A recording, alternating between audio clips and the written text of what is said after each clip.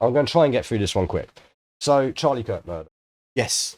What do you know about that? Oh, what we've been shown, what we've been told, which you've got to wonder. It's almost, you're almost having a grassy knoll moment with this. It's sort of very reminiscent to the JFK in a lot of respects. On the face of it, yeah, he's been assassinated. Quite why? Well, this is it. So quite why he's been assassinated. We don't want to go over the whole Trump shot in the ear debacle. No. You just got to wonder about the sense, the logic and the brain cells of the US when the guy wasn't, I don't think, wasn't ever well known of till that happened over here. We didn't know about him, certainly. A lot of people wouldn't say that. I wouldn't say that. No. Again, this is one of the things as well, is that like there's a whole world out there that a lot of us have no interaction with at all.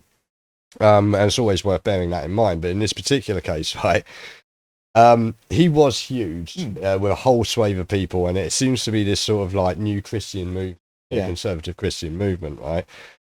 But it ties in again with our last podcast because there's a huge Charlie Kirk memorial right in the middle of it, right? Yeah.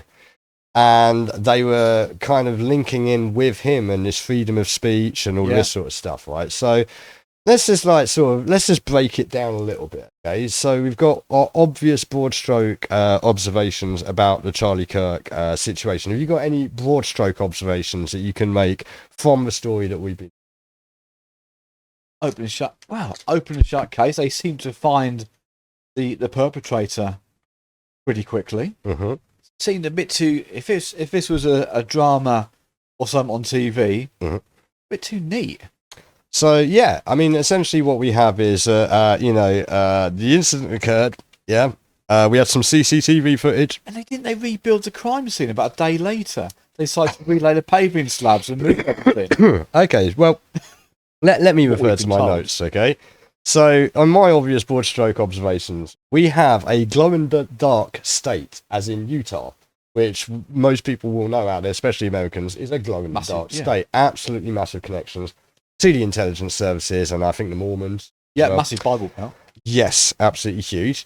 And it's also a glow-in-the-dark university as well, with Utah Valley University. Oh, he's a lover of guns, I'd imagine, as well. Yes, an interesting point of note. Whoops. Oh, he's lost his bottle. Point of note, it's also where Roseanne Barr's from. Oh, right. And again, that's another box set that I got the other week, was Roseanne. Fantastic show, well worth watching. Also worth watching Roseanne's YouTube channel. Again, a lot of stuff I absolutely do not agree with, but then a lot of stuff... It's very divisive, I've got to say. Yeah, absolutely. And again, this is one of the things, is that you can disagree with people, but still get good conversations out of them, right? And Roseanne has got an awful lot of stuff right.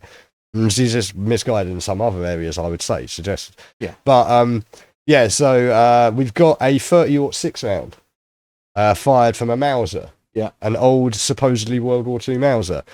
The Kash Patel flies down to the rescue, and in 33 hours, there's that number again, solves the investigation, right?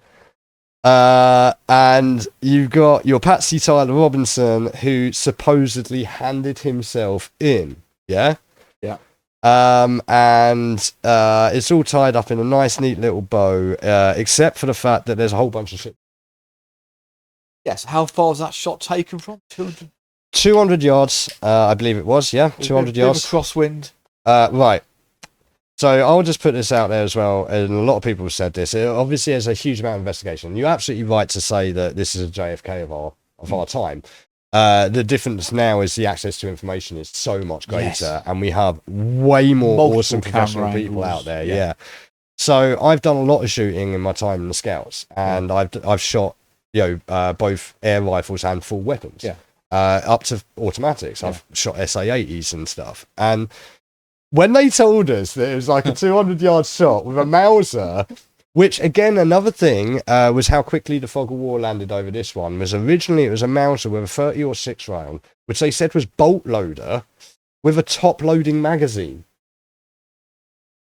And immediately I'm like, I don't know any Mauser on earth that has a bolt action and a top load. Why would you have a magazine on a top load with a bolt action? Yeah. This, all right. And then they showed the photo of it. Yeah. And it's obviously not an old rifle. It's like, uses polycarbonates and stuff that wouldn't have ever been used back in the day.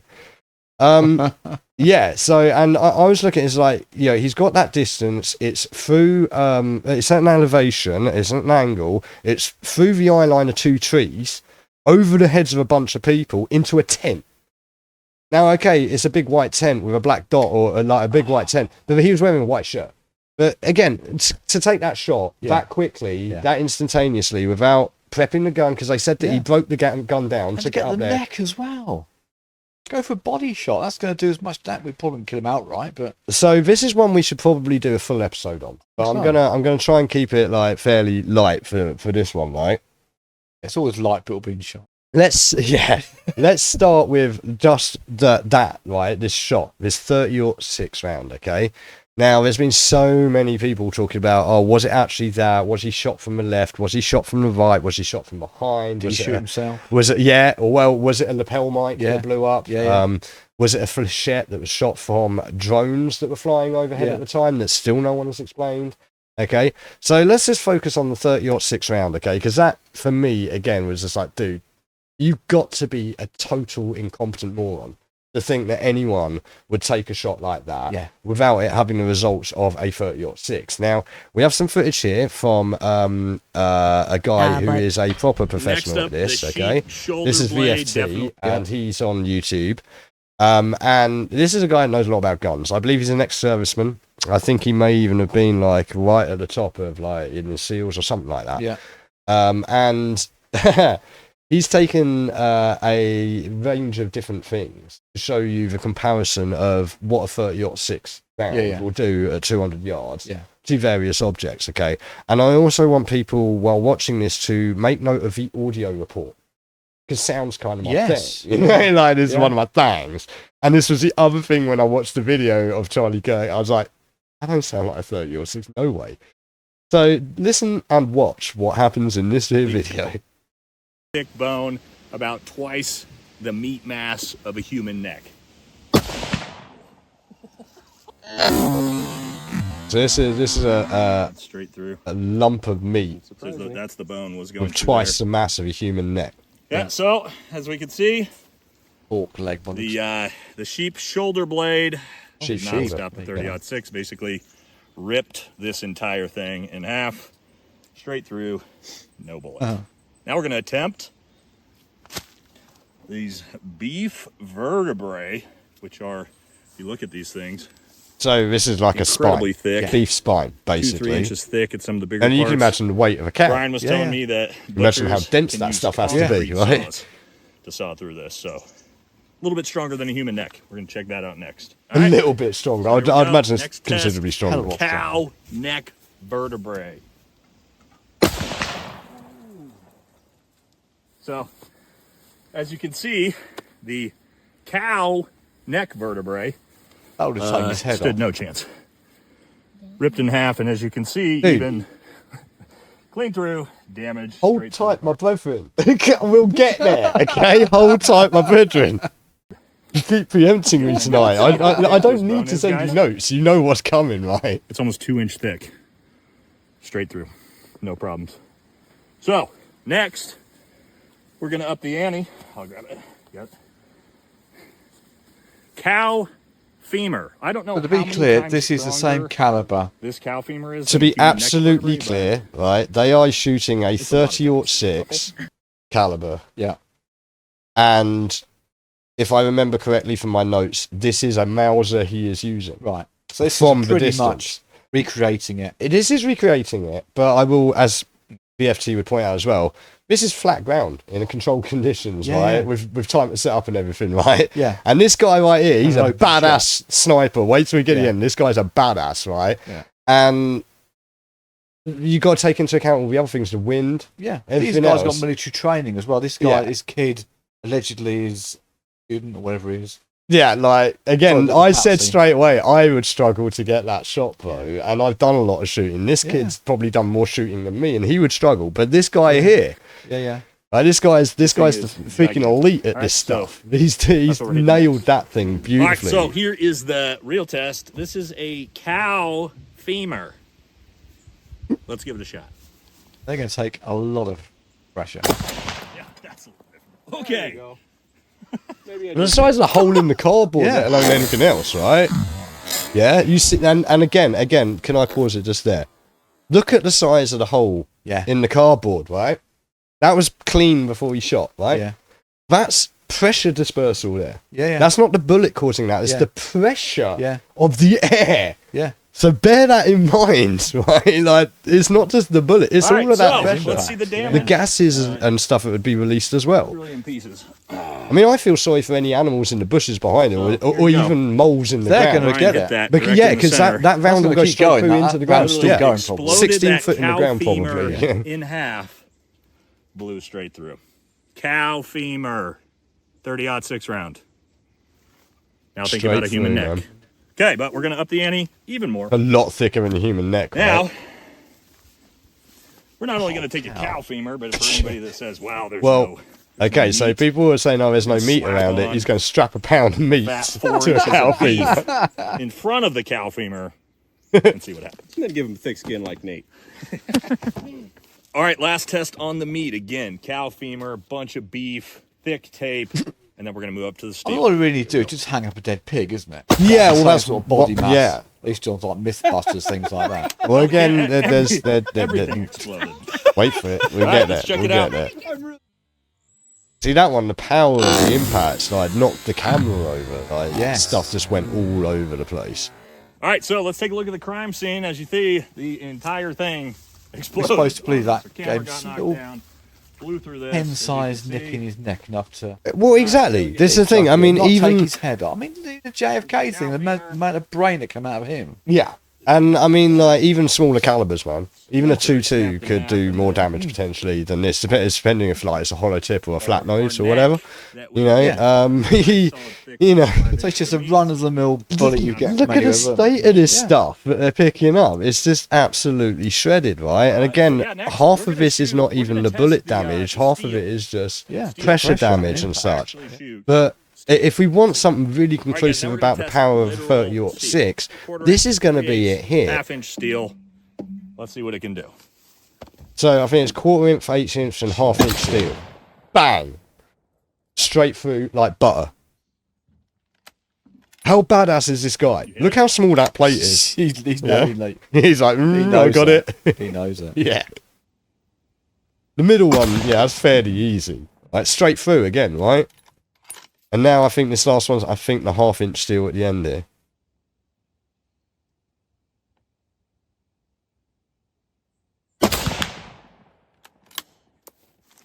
All right, so So it let's even check out what forces the 30-06 steel can do. back. Yeah, I mean, the 1/2 inch steel gave Yeah, a bit of our- pushback there, right? But And thank God we You got know, an actual that ricocheted out. competition That shooter here to ricocheted hit out this the side. 2-inch by 2-inch plate from 100 yards. So I think, you know, from this, Clean through. I think you got a pretty, you clean through, right? You got a pretty definitive sort of steel. scale here of Yeah. the sort of damage a 30 or So 6 nothing can do to behind him various was things. damaged at all. Almost. Well, actually, it potentially did actually blow. But, I mean, 1/2 inch thick steel, Yeah. people. And of course, the coroner's report, right? The coroner's report, man of steel. Guys, The bullet was stopped by. Do you know this? Did you hear the No, coroner's report? no. They said that the bullet was stopped by his bone. He got shot by 30 or 6 which destroys in the front cows. through the throat. Yeah, Yeah. destroys cows. And his bone stopped it, and the bullet fragmented and went down into his spine. Interesting. And again, anyone with the slightest modicum of physics knowledge Only knows that common that is sense, to be complete fair. bullshit, okay? Oh, this- Complete one of the- nonsense. Wasn't also one of the reports he had a bulletproof jacket and it Yes, hit that and it bounced up? ricocheted off, which again, if you look at what they've just shown you there with the steel, Oh, and a would not bulletproof happen. jacket should stop it, but he'd Mhm. have been knocked off his feet anyway Mhm, by the impact of it. Yeah, well, I mean, and also it wouldn't react, it wouldn't ricochet, it would compact. No, exactly. It'd be, if anything, it would have been Kevlar and it would have compacted down and you'd be able to recover it, Yeah. right? So you've had all of them, right? But if you just want to and also listen to the sound. Did you hear the sound of that Yeah. thing? That's a big boomy Yeah, pop. yeah. Yeah. And that's out in the open. That's not surrounded by buildings or in a amphitheatre. And if you listen to the original footage of Charlie Kirk, it's a pap. Yeah. Which is definitely not the same audio report at all. No way. It's like an air gun. Yes. Yeah. Well, I mean, again, there's a lot of theories on what, it could have been a camera gun, for example, which we know exists because there was that guy that was it wasn't Sir who was it? Which would make more sense, wouldn't it? If you got the press as far as we are away from your screen over there, 10 foot, 12 foot away. Well, there is suspicious footage of two cameramen, one of which looks as though he could be holding a camera gun. Dodgy signals behind as well. The guy that too, yeah. I mean, we'll come to a little bit of that, but just to really seal the deal on this, we've seen what it does to 2-inch thick steel, half-inch thick steel, quarter-inch thick steel, eighth-inch thick steel. We've seen what it does to various bits of meat. Now we're going to have a look at a ballistics test dummy, which is a realistic test dummy. And this guy's loaded it up with a real skull and real sort of blood matter. Okay, got the same density, hasn't it? Basically, as close as you can get. Yeah. Okay, and this is what it does to that. Coming up in just a second here. Okay, here we go.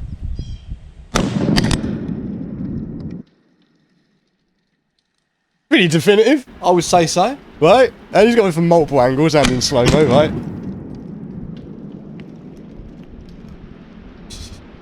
Once again, this is a 30-06 round. A 10% slow-mo for you. This is going to look super cool. Allegedly, now, the same what bullet. happened was allegedly the the same distance. Hit the head. I had predicted it would go through the front side and just blow a big hole in the back side. Not called a shaving cut, is it? The large projectile of the 30-06 went through the skull and impacted all the liquid blood that I had on the inside.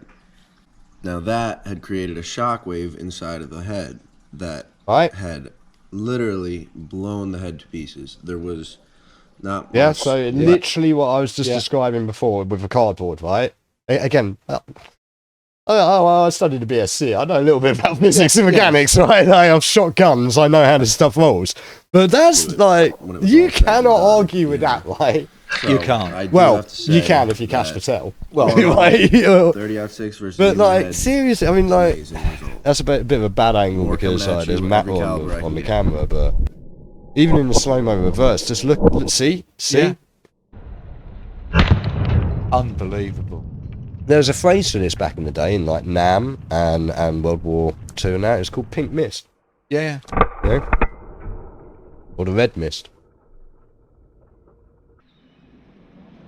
So it seems like our involuntary volunteer lost a lot of brain matter. Yeah, look at him. Right, this is the other important factor in this video. Look at the spread. Turned into a big mush.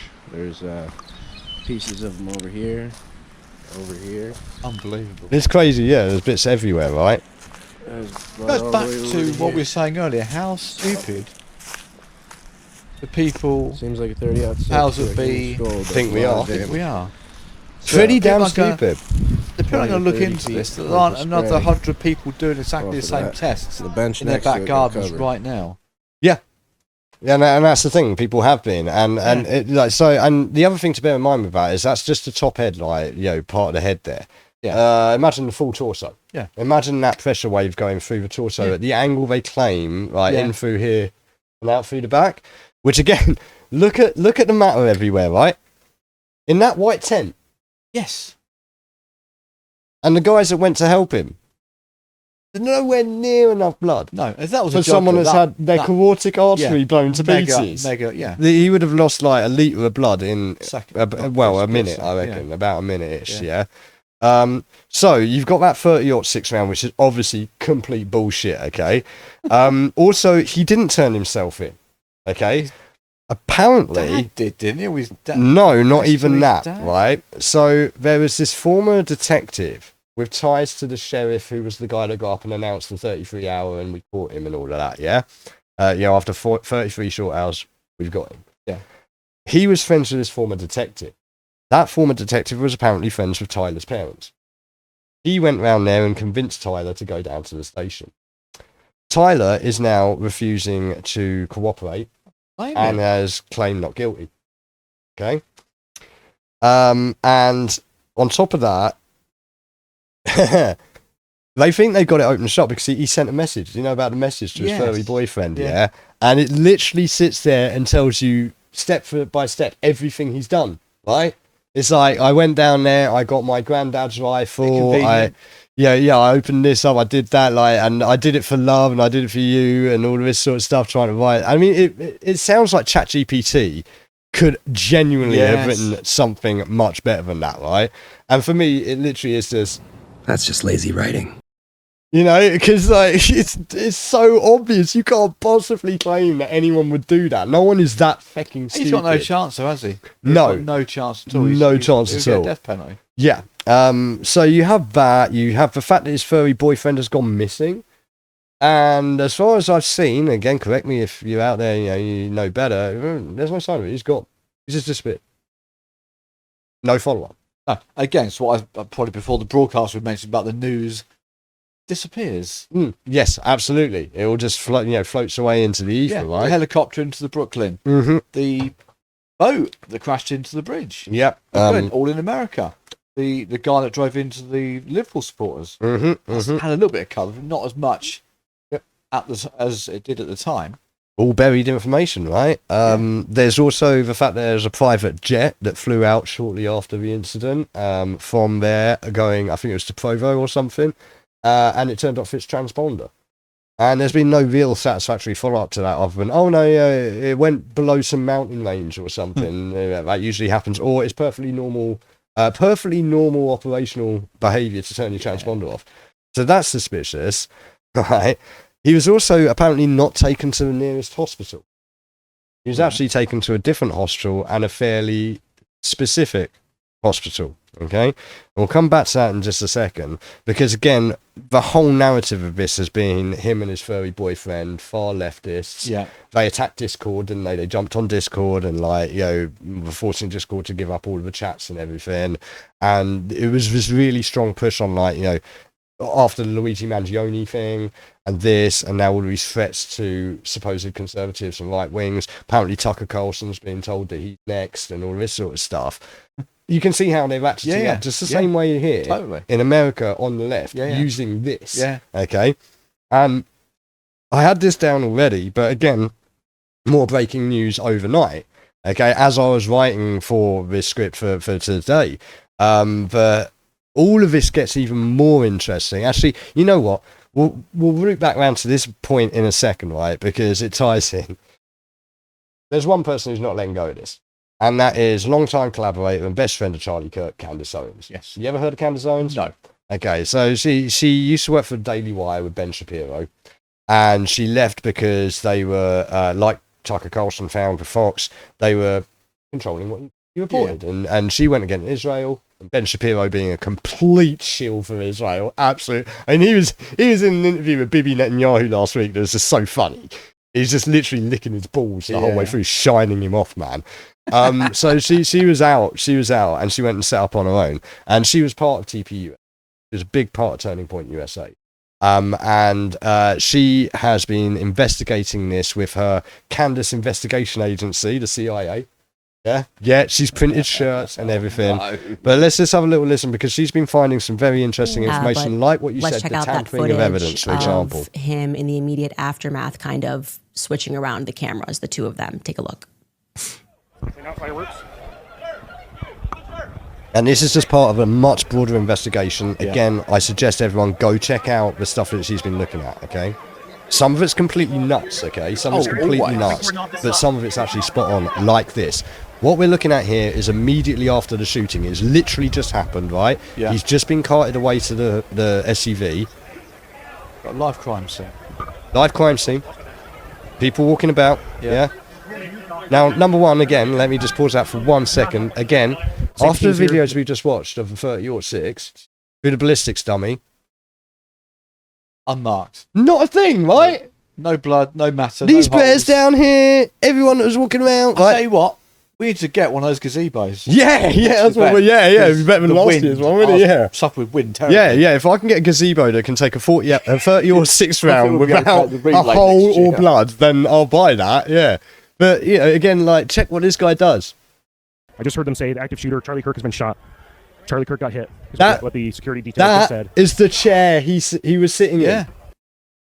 Again, where's the brain matter? Where's the blood matter? Where's the bone matter? Trampling all over it, probably taking down was that a camera behind him? This is the point of the video. that would have shown beauty. You would think if that was a, Don't worry, guys. We're gonna get a closer. Charlie Kirk It was idea. from behind This is him, a- and there's some also a wide shots. camera You can right see in what's front of going him on here, and then we'll get there a bit as well. closer. Would he I know say you guys that? have Give it to anybody? pulled apart this footage a million ways, and thank you for that. And here's the closer version of that.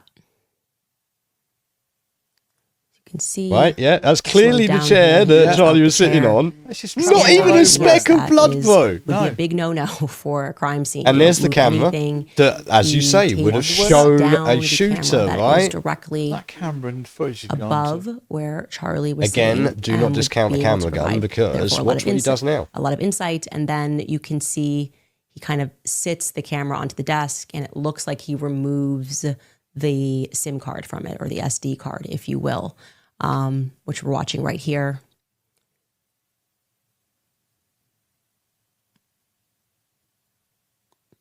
Totally not sus, right? No. Not sus, and look at the way he's looking round. Hey. Brother, if you look sus, you're probably So I'm sus. going. I'm going when I saw this footage. And also, is Who it the is SD that? card? Like, Could it actually, potentially be a magazine? I should be able to figure this out because I've got a pretty big network at Turning Point USA. I'm the person's wearing shades. I'm not recognizing the individual.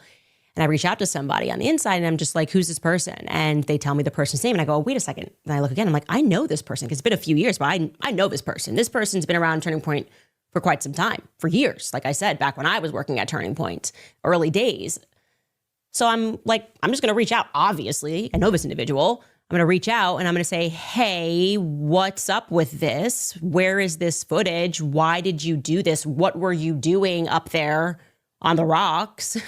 What's up? Like, this is not the first thing that I would do if I. Not the first thing she would do, right? I mean, that is like 101 of how not to deal with a Operated crime crime scene. scene, right? Yeah, and as you point out, right?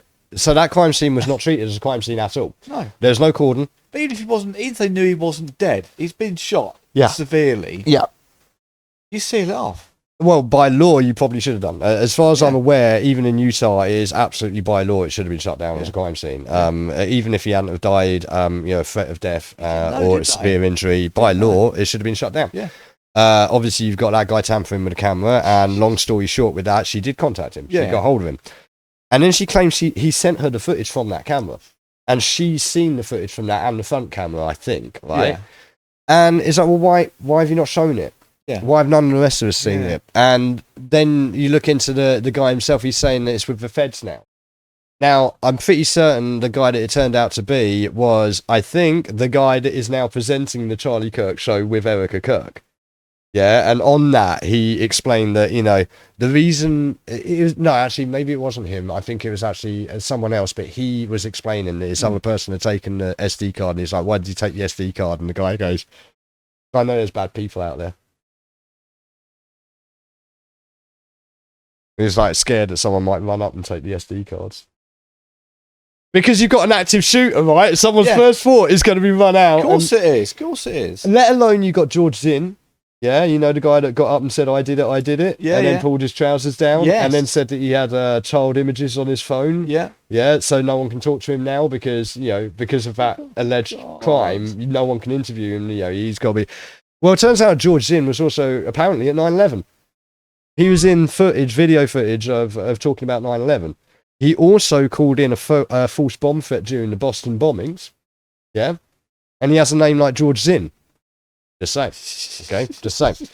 Right? The more you dig, the worse it gets. Yeah, well, you say that because, like I say, this is one of a catalogue of things that Candace has been finding out here that really shows, and again, breaking news overnight, like she posted a tweet last night, I think it was, just saying, like, the information she's got that she's going to be revealing going forward is absolutely categorically proving that he was betrayed. Okay? And one of the things that she has been quite hot on pointing out was the reason that... Okay, look, she has a fairly firm idea who did it. Yeah. Do you have any suggestions who might have done it? It'd be high up and official, I'd imagine. High up in high up and official. It's got to be something officially done, isn't it? That's not going to be some lone nut job. Well, that's the narrative, isn't it? You wouldn't have thought. Of course it isn't. It's always a lone nut job, isn't it? Goes back to the grassy knoll again. Okay, well, I mean, so do you know much about Turning Point USA or No. their funding? No.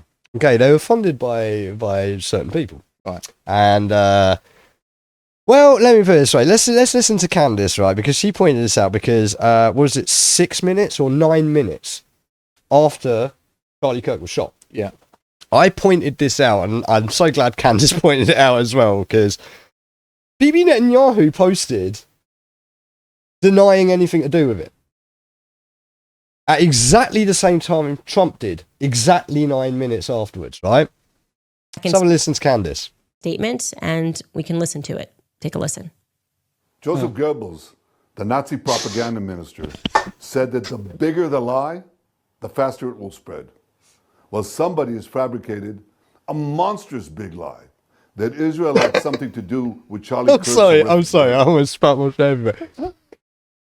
The first words out his mouth are Joseph fucking Goebbels for a start, okay? Where are we with this? To be fair. Right? Then he says the bigger the lie, the easier it is.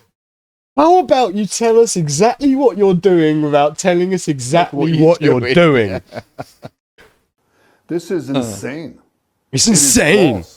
It is absurd. outrageous. Charlie Kirk was a giant, a once-in-a-century talent who defended freedom, defended America, defended our common Judeo-Christian civilization.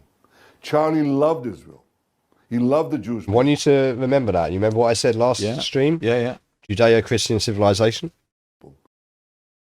He told me so in a letter that he sent me just a few months ago. One of my greatest joys is... See, he's best buds with Charlie. I bet you didn't know that. I bet not know. never heard of him before. The Bibi Milekovic, right, is you bet you did not know that he was best friends, and they literally, like, they send each other Christmas cards and Hanukkah cards. Of course. They're real schmeck to each other, yeah. He told him personally that he loves Israel, bro. Okay. He said, is advocating for Israel and forming alliances. That's what Christians do, man. Absolutely. Judeo-Christian civilization. He encouraged. There it is again. There's that word again. To the American people about how vital Israel is to U.S. national security. He told me, wait. So it was Charlie that's been getting him to tell us how important. Do you remember?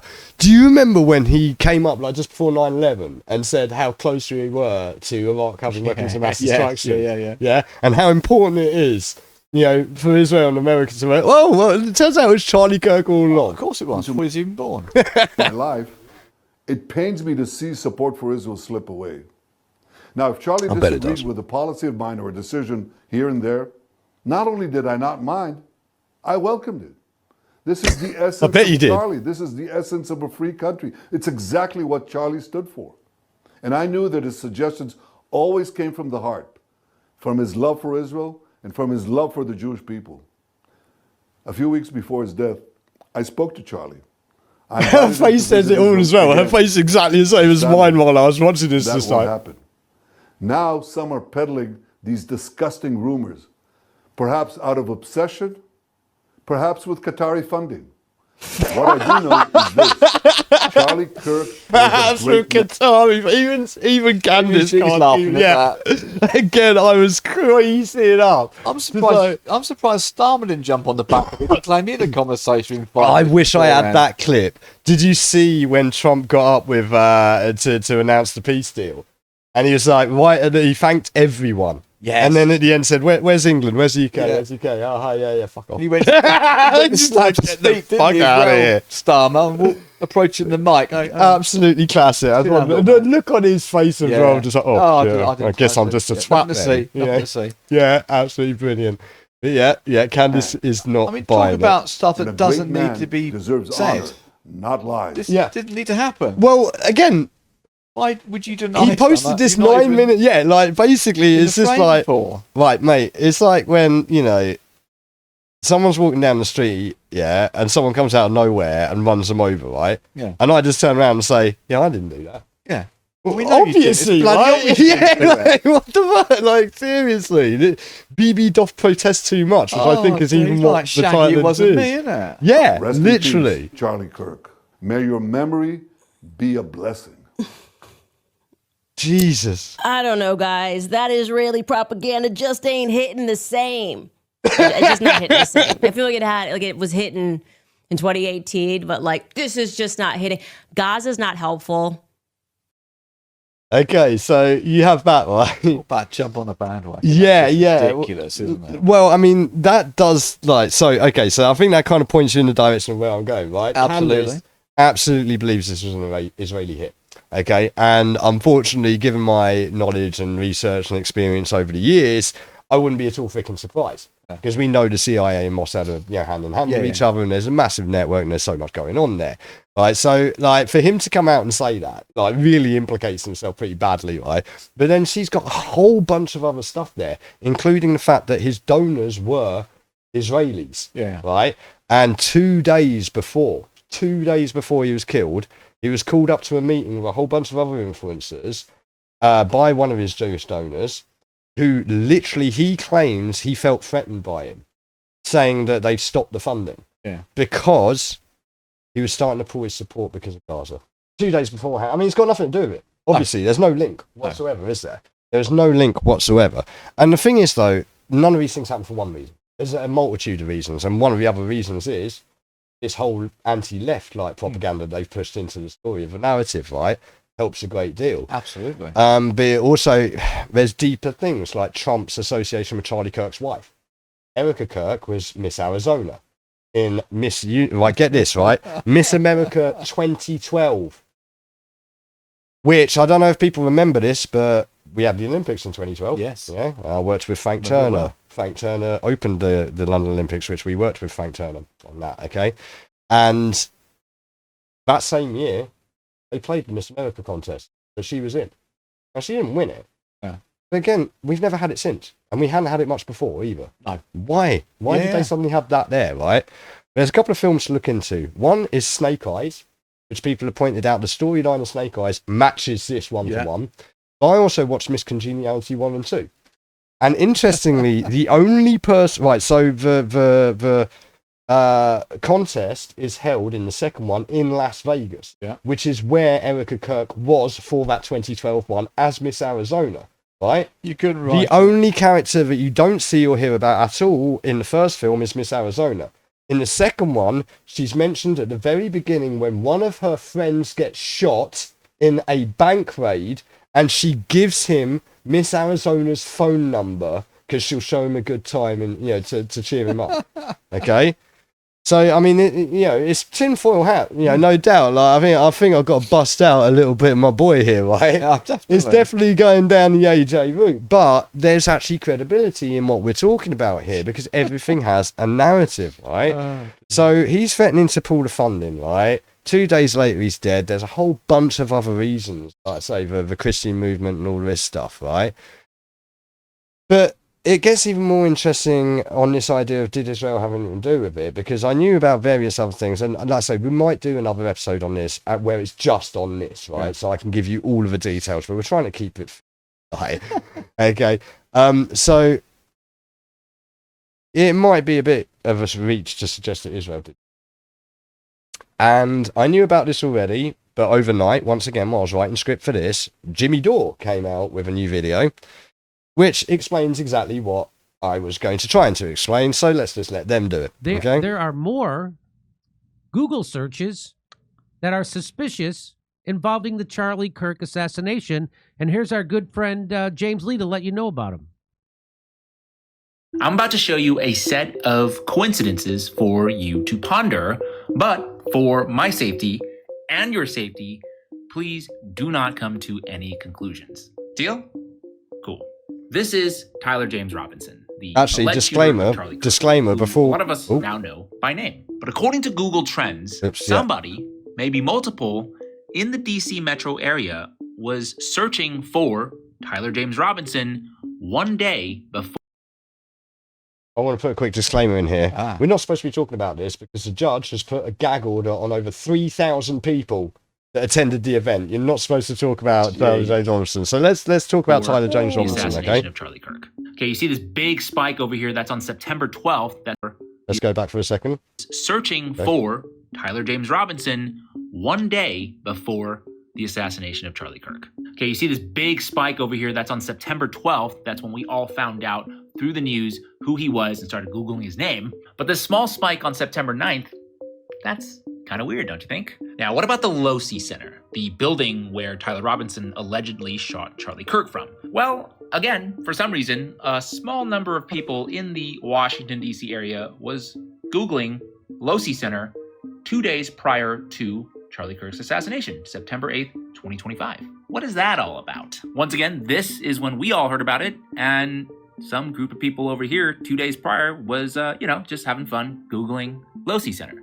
Now, what about a Mauser 98? You've heard of that? Well, evidently there was pretty much no interest in the Mauser 98 until August 27th, when somebody, once again, in DC was like, I am curious about the Mauser 98. Once again, to reiterate, these are all just coincidences. And since this information has gone viral, people are now reporting that all of that data has now been scrubbed. And so this is what it looks like now. Nothing to see here. I'm about to show... So come on, I know a lot of people. That was in the past. It was a couple of months ago that happened. Hey, by the way, he doesn't look like the guy. They say that's the guy. Mouth. Have you noticed this as well? Yeah. Have you noticed that? Yeah, right? yeah. Like, I noticed it straight away as well. If we want to just have a quick look at his lip structure and his nose. Jawline. This is not the same dude. No. Okay, and you can see and understand why this guy's pleading not guilty and is not cooperating, right? It's clearly, and I will highlight. At the top, is that a central casting sniper? Absolutely. Well, again, Candace has some footage of other people and she claims she's found that particular guy. Yeah. And he has other links. Again, go check out Candace. She's got a great deep dive. Like I say, maybe we should do a show just dedicated to this whole Charlie Kirk thing, because I am only scratching the surface here, okay? So Tyler J. Robinson, that's not the guy. You think that's the guy? You think these are the same people? Do you still have the file of when last time we showed this and I said someone should check into all the shootings? And somebody did and sent the files of all the searches. And guess what? Guess what repeating pattern happens of trending before the shooting, someone searching the shooter.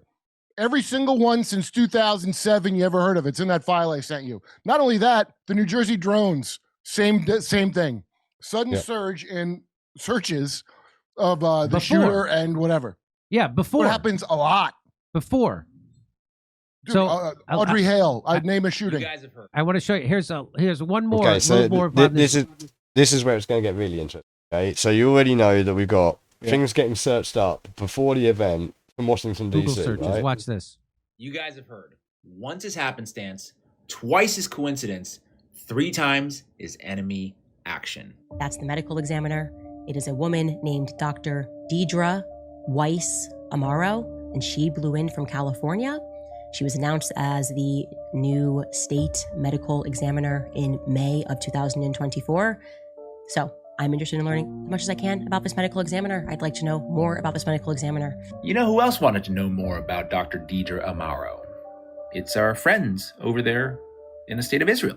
But check out this date, June 30th, 2025. A sudden spike in the interest of the head medical examiner of the state of Utah, Dr. Deidre Amaro, emanating from, once again, the state of Israel, for reasons unknown. What about Timpanogos Regional Hospital, the hospital where Charlie Kirk was declared dead? A hospital that was further away. Yes. Well, there's pretty much no interest in Timpanogos Regional Hospital in the state of Israel, because why would there be? Except this spike that happened about a month before Charlie Kirk's death. That is very odd. And it was a surgeon from this hospital that told us that Charlie Kirk was a quote-unquote man of steel, and that his body stopped a bullet that would typically just go through everything, and it was an absolute miracle. We don't know yet which surgeon supposedly said that, but here are a few surgeons who work at Timpanogos Regional Hospital. We got Dr. Stephen Nealman, Dr. Robert Patterson, Dr. Lee Peterson, Dr. Lee Trotter, just to name a few. I wonder if anybody was searching for these folks. Stephen Nealman, July 18th. 2025. This was that of our friends on the other side of the planet over there. Very curious about the surgeons in Utah, you'll find out. Robert Patterson, MD, July 23 and 24.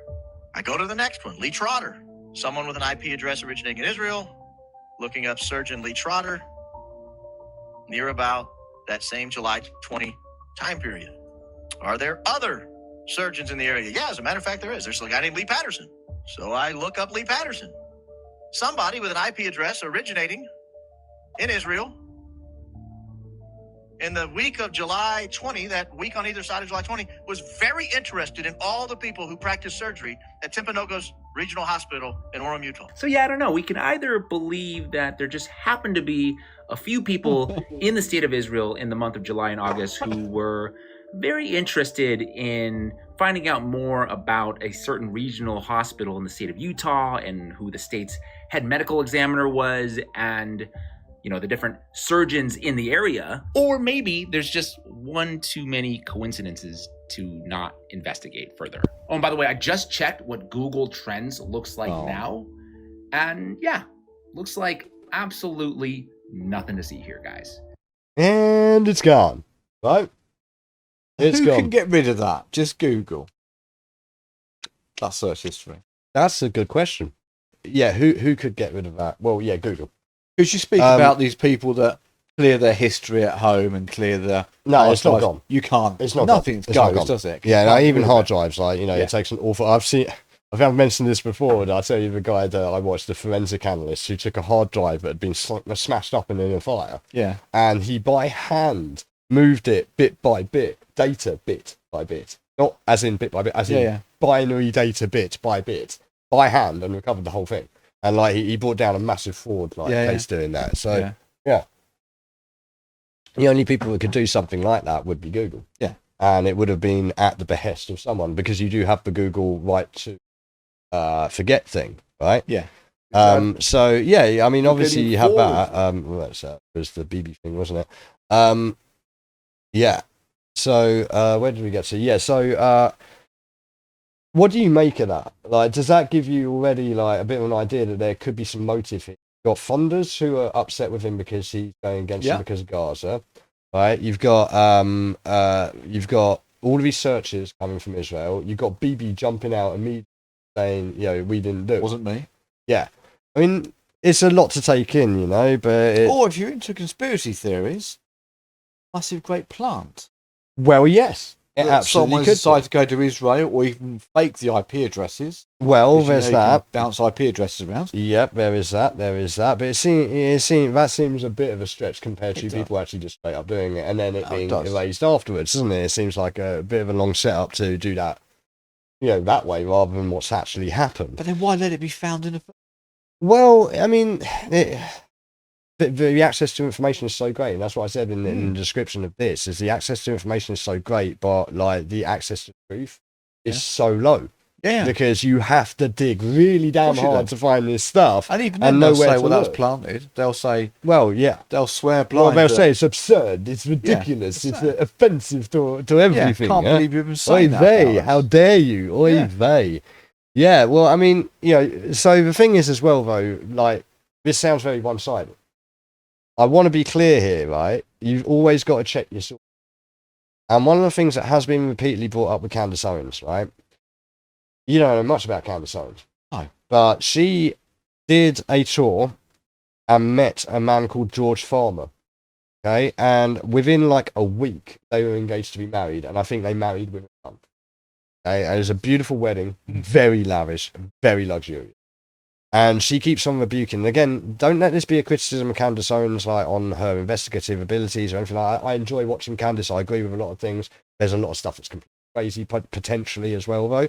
But she is great. But she keeps deflecting it. We're not super rich. My husband's not the son of a rich...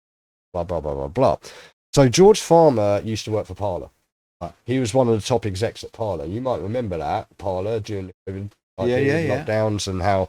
There was big trouble over Parler because of people that they didn't want to. I think there was some sort of thing of trying to get access to Parler. It may have even been related to the government having those parties. Remember the parties while we were all locked up. So George Farmer, was on the board of Parler, and he was not a poor person because who was his father? Do you know who George Farmer is? No. Do you know who his father is? Have you ever heard of Michael Farmer? Does ring a bell. Baron Michael Farmer. Ah. Okay. So her husband is George Farmer, son of Baron Michael Farmer, former treasurer of the UK Conservative Party and life peer in the House of Lords, known as Mr. Copper. for his incredibly successful career in the base metals commodities trading market, eventually forming his own trading company, which he publicly listed and then later sold to. Who do you think he sold it to? Oh, come on, there's no. And this again, vindication for me, because I said at the time, Enron. You ever heard of that company? You ever heard of a small company called Enron? Oh dear. Just a little place called Enron. He sold it for a cool $448 million. Okay? And he sold it because he's a devout born-again Christian. Oh, it's good. And he wanted to go away to study the Bible. Enough money to do so. Well, obviously, right? So, Candace, they're just rubbing sense together. They're just homeschooling their kids on the tuppence halfpenny a week, right? On their lavish studio compared to ours. Yeah. Oh, Look, I got no problem with you, Candace. I love you to bits, right? But just be open. Just be open about it and go, yeah, sure. Yeah, those are my links. That is my father-in-law. Yeah. I mean, apparently people have been trying to put a wedge between them. George Farmer tried to distance himself from some of the things she said. Yeah. But I agree with her that everyone's entitled to disagree with in the family, especially if you're in-laws, right? Yeah. It's nothing serious. So she's on good terms with him, apparently, right? But, he does this, right? And in 2016, he became deputy chair and trustee of what? The Council of Christians and Jews. Do you know what you might call that? Just like a murky, doesn't it? Yeah, but do you know what another term for that might be? Oh, dear. Well, it'd be like a Judeo-Christian alliance, right? Of course it would. That thing that Bibi mentioned about 5 times, right? And it was mentioned many times in the last podcast, right? And it's curious. And again, I'm just noticing things here, right? It's just curious. Just curious. Not implicating anything, implying anything, right? It's just curious. Piquing our curiosity. But who do you think was also a member of the International Council of Christians and Jews prior to their death? Any guesses? Prior to their... Go on. Recognise this woman? You don't recognise her. You might recognise her husband. What was it that Judy Dench said? Tell the papers he fell off of his boat during a pleasure cruise. Elizabeth Maxwell. Prominent writer of all of our Holocaust history, I might add. The Maxwells keep propping up. You don't say. You don't say. Because they own Persimmon Press, obviously. And one of her daughters claims to have invented the search engine, which is obviously complete bollocks. Yeah. And her other daughter is currently serving time because she was helping out someone that, again, is of passing interest. Because how does this whole Charlie Kirk thing do a great... What does it do a great job of covering up and distracting from? Release of the Epstein files. Yeah. Right? A lot of stuff happened around then, didn't it? A lot of stuff happened. That and the government shut down in the US, but what was about to happen just before Charlie Kirk's assassination and the government shutdown? The release of the Epstein files. They were pushing for it, and it was about, I think there was only one person left that needed to tip the balance, and she was saying, yeah, I'm going to do it. So they did government shutdown, and this Charlie Kirk thing just happened to happen. And here you have Candace Owens running what mainstream media would call disinformation. But again, this is why I urge caution to people, okay? It's not one side or the other, it's all of it. Yeah, it seems to be. This is all clouding judgment one way or the other. And Candace Owens, no matter how much she protests against it, has links directly to the Maxwell family via method of association of being... her father-in-law was on the Council of Christians and Jews, which is intrinsically linked with the International Council of Christians. Okay, now admittedly, he joined it in 2016. Okay, and if I remember correctly, and it says it here, 2013, Maxwell died. Yeah. But if we learn anything from Epstein not killing himself, is that the network continued, didn't it? Yes. The network's still going. There's still stuff going on in his island. His account was still active. It's still active now. There's still stuff going on at Zorro Ranch. It's all still going on, right? So again, who's in the infrastructure now? I'm not suggesting in any way that it's George Farmer's dad, but you've got to ask some questions and like, again, the funding. Yeah, where's Candace getting her money from? Okay, probably not Israel. Probably not Israel. Probably not. Right? But you know, that's fairly interesting, right? I'm just making a few connections, right? That's fairly interesting. But again, throughout all of this, who has been up front and centre with it? Who's been key in this, like a real key part of all of it? Donald J. Trump, right? Yes. Yeah, of course. Straight away, Air Force 2 picks up Charlie, and off they go. And like my mum said, they put on the funeral for him. My mum's like, have you ever seen a faker-looking corpse in your life? Have you seen the footage of Erica crying over the corpse? Yeah. And the hands are literally like yellow like this wood. Yeah. Yeah, again, my father passed, my uncle passed, my aunt have passed, all in the last 12 months. I've seen enough corpses in this time to know that nothing like a proper corpse, right? So all of the bells and whistles on, and then they have the memorial and the Charlie Kirk Day. And she's coming out, like Erica's coming out to bloody fireworks and pyros. Yeah. And Trump's coming out doing his little dance and everything, right? And again, reiterating this like crazy leftism and like how out of control it is, and how us Christians together and again pushing the rhetoric, the same rhetoric that's going on over here. Okay. So Trump's right at the centre of this, right? And where was he last week? Hold on. Well, first of all, you remember when Donald Trump tweeted this out? Sheldon Adelson is looking to give big dollars to Marco Rubio because he feels he can mold him. And I'll just preface this, okay? So Donald Trump was just at the Knesset this week, okay? And obviously there was the announcement that I'd sealed the deal, I'd done a great deal. I just went down there and I said, Bibi, I love you, but if you don't stop this war, I'm just going to have to kick your ass. And he said, sure, okay. So he's over there, he's talking in the Knesset. Yeah, he's making a big speech. Okay. Into his perfect little puppet. I agree. When was this? That was from October 13th, 2015, when Trump was running against Marco Rubio for the Republican nomination. And he said that Sheldon Adelson was giving all this money to Marco Rubio so he could be his puppet. Well, now Sheldon Adelson is dead, but his widow is still alive, and she gave Trump a couple $100 million. So now he's the puppet, right? First of all, okay, follow it. Now, this war was very convenient for Netanyahu, was it not? Indeed. Why was that?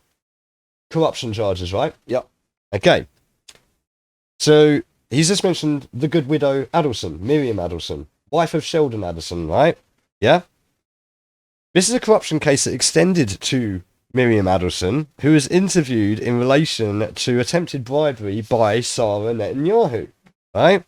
And yes, that's the same Miriam Adelson that Trump personally singled out during his speech we were about to watch, yeah? And it's the same Miriam Adelson who donated over $100 million to Trump's campaign. Oh. Because in that corruption interview, she said to Sarah, I can't take it because I run a gambling company, right? Easy. I guess that's the reason why Rubio looks like he just got fisted. But anyway, Trump looks like he just got fisted. So listen to this, and we'll talk about it at the end. Broken promises from many other American presidents. You know that they kept promising. I never understood it until I got there. There was a lot of pressure put on these presidents. It was put on me too, but I didn't yield to the pressure.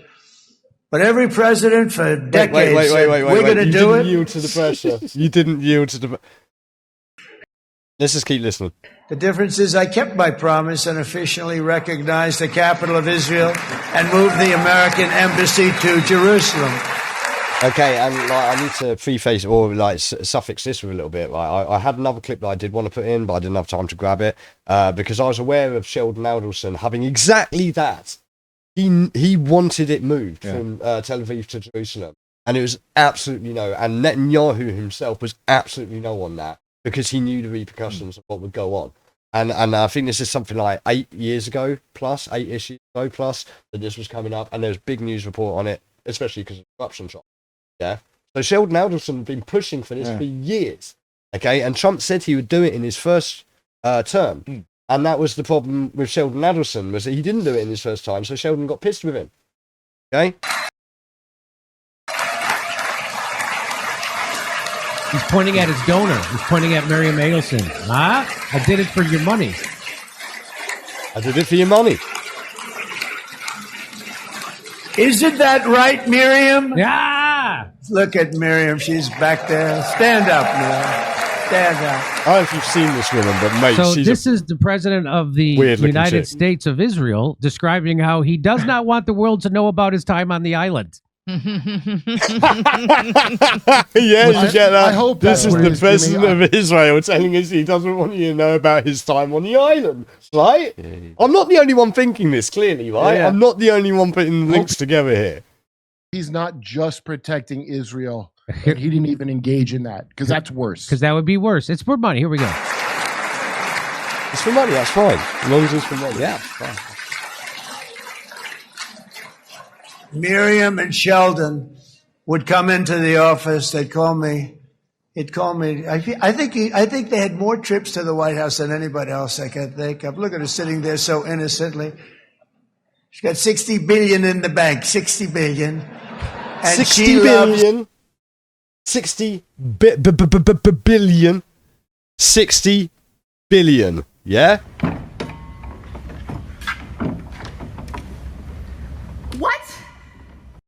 What? 60 billion in the bank. And I think she's saying no more. And she loves Israel, but she loves it. And they would come in, and her husband was a very aggressive man, but I loved him. He was a very aggressive, very supportive of me. And he sure freaking was. Like, dude, do you hear what he's saying as well? Dude's just like, yo, I'm coming to see you. Yeah.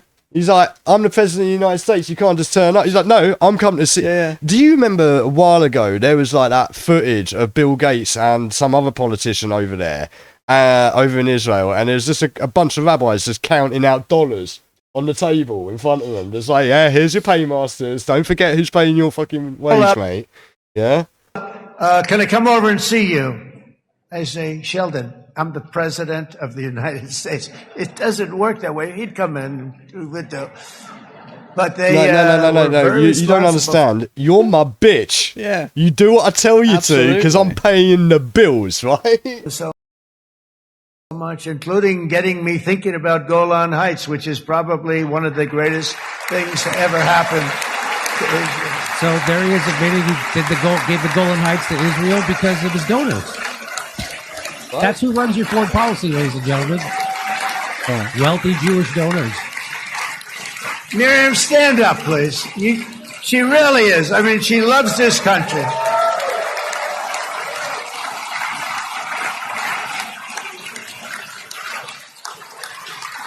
And by this country, he means Israel. She loves this country. Her and her husband are so incredible. We miss him so dearly. But I actually asked her, I'm going to get her in trouble with this, but I actually asked her once, I said, so Miriam, I know you love Israel.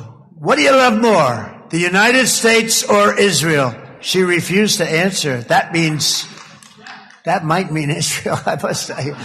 Whoa! Whoa! Wait a He's minute. violating so many rules set forth by the ADL. First of all, that's anti-Semitic to say that someone has a loyalty and loves Israel more than their own country. That is legit anti-Semitism as...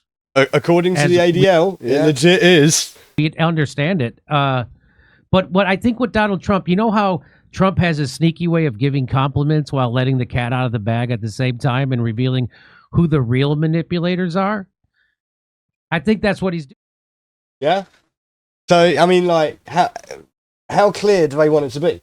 Absolutely. Right? Yeah. So, we absolutely, that is not helping this implication at all, is it? When you see that going on there, yeah, and then you think about who might have, like, orchestrated one thing, and then it leads into this as well, right? And I find that hilarious as well, because, like, you've got out on one side, right? The same week, you've got Bibi Netanyahu, right, with Jared Kushner and Steve Whitmer. Yeah. And look at the complete difference in this, in what looks like a bloody hostage video, right? Laying out their vision of the peace solution. By there, I mean, of course, the US State Department, right? This development in the last 2 years, we fought during these 2 years to achieve our war aims. And a central one of these war aims is to return the hostages, all of the hostages, the living and the dead. And we're about to achieve. Just straight away, you see the difference from the clip where he's saying we absolutely didn't do it to this. Yeah. I mean, like, he literally looks like Hassan Piker's dog when it wants to take a shit. He's just been shocked with the fucking collar. And look at Jared Kushner. Yeah. Look at the stare. You do what I tell you to, yeah? Who's the power dynamic here? We couldn't have achieved it without the extraordinary help of President Trump and his team, Steve Witkoff and Jared Kushner. They worked tirelessly with Ron and his team, our team. That... Yep, that's right. Just do what we tell you to, bitch. Yeah? Entered Gaza, and the combined military and diplomatic pressure that isolated Hamas, I think, has brought us to this point. What you mean? Literally bombing the entire civilization to the ground, right? I mean, I watched it live when it kicked off to now, and there's literally nothing left. It is fucking rubble, man. And these guys are saying, "Oh, well, great operation, just to raise it to the ground." It's been long hours. Obviously, bringing the hostages home it's been a priority for President Trump. Wait, hold on. No, it isn't a priority, right? It might be a priority for Trump, but have you ever heard of the Hannibal Doctrine, which they enacted, right? Yeah. They killed their own freaking hostages, bro. Yeah? They killed their own hostages. And again, breaking news overnight, right? They had some unexploded ordnance, right? Yes. They sent some people in to recover it. Bulldozer went over it, blew up. They blamed Hamas for their own bloody ordnance, and now they've broken the ceasefire again, right? Yeah. It's fucking insane, man. Very tirelessly to do that, but I really want to say that this. We worked really tirelessly to get how many hostages even returned alive? I swear, 20 at least of them were dead. Yeah. You know what I mean? Yeah. So we've done a great job of returning a bunch of bodies. Good work, boys. Good work. Yeah. Of the IDF and the soldiers, what they've accomplished, not just in Gaza, but also what they've done in the theater over the last couple of years to eliminate Hezbollah in the north and really degrade them. What you were able to do in Iran, it really helped set a big tone. And again, Iran, where America literally... Have you seen Top Gun Maverick? Yes. So was that not exactly the story of fucking Top Gun? I'm not joking, people. Watch it, because I watched it the week before it happened for the first time, and I'm like, when's Tom Cruise going to pop up and go, Goose? What the fuck are we talking about here? We are living in a scripted reality, okay? The way that your citizen army, I know a lot of you... Citizen army. They're citizen army. This effort, really put your sacrifices on the line to fight for your country and to try to make a difference. I think that made a very, very big difference in there. And I want to just give a very, very special thanks to Prime Minister Netanyahu, who really did an incredible job with this and did a great job with the negotiations. You held your lines firm. And you did a good job doing exactly what I told you to. Yeah? And you're going to continue doing a good job, aren't you? The hard job was... Here, let me just rub your balls for you there. He had the job of protecting this country. He had the job and what the hell does Steve have to say about this? How tough to be with Hamas, when to be flexible, when not to be flexible. How tough to be with Hamas when you're not funding them. Yes. Right, again, people, don't forget, Bibi Netanyahu funded Hamas in the first place, right? I think to myself, when to be flexible, when not to be flexible. What would I have done? He's lost sleep. You've lost sleep over. Why? Times that I thought we should be more flexible, or your country should be more flexible. But the truth is, as I look back, I don't... What, you mean be more flexible by not literally wiping out an entire civilization of people who might or might not have anything to do with Hamas? Yeah. There you go, there's that, yeah? Netanyahu. Absolutely crazy, right? So, I mean, that is quite a shift in tone, right? Totally. But in this as well, we're talking about power, we're talking about influence, we're talking about money. So what we've just seen in those clips is a lot of money is changing hands for power, for influence.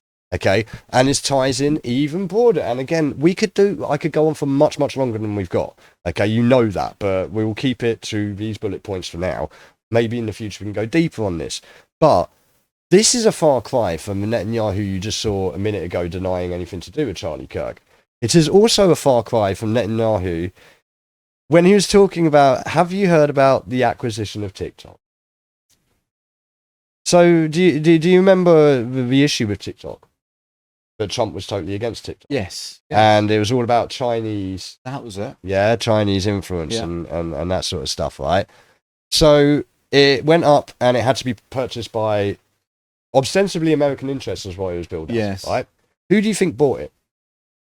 Can you take a guess? It's going to be one of the richest people in the world. He was richest man in the world for a week last week, but then Elon took over again. There's a few of those about. I'm going to get it wrong, so I won't even attempt. Well, he's a top donor to the IDF. Right. Or the top donor to the He runs Oracle. This will all become relevant because, like I say, it's a far cry from the Bibi Netanyahu who announced this. He's bragging about the takeover of TikTok by Zionists. So let's watch this. Christian influencers. Okay. You said we talked about the woke right, and he said I call it the woke Reich. That's so funny. Wait, what is it with him? Like, so Goebbels is the first thing out of his mouth a minute ago. Now the Reich, like, again, try telling us something without telling us something, BB. Right? Absolutely. You know, they're not any different from the woke left. I mean, they're insane. They're loonies. But they're actually meeting on some of the things. And what we have to do again, like, can we ascertain from that his complete disdain for everyone? Yeah. Again, this is not a left and right thing, right? Bibi does not like any of us, or any of you, or anyone. He's total garbage, okay? I mean, in a way, he's not wrong, right? He's not wrong. Like, woke is just insane, whether you're on the right or the left. It can exist for both. Like, you know, it's not a mutually exclusive thing, right?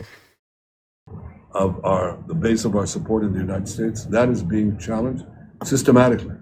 A lot of this is done with money of NGOs. Okay, did you hear that? The influence in the United States, again, Charlie Kirk. Yeah. Okay. Judeo-Christian Alliance. Yeah, we're keeping the thread of this. Money of governments, NGOs. Yeah. Okay. Governments. We have to fight back. How do we fight back?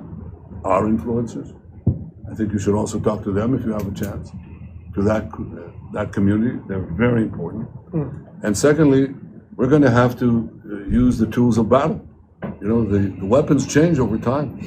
You can't fight today with swords. That doesn't work very well. Okay, and you can't fight with cavalry. That doesn't work very well. And you have these new things, you know, like drones, things like that. I won't get into that.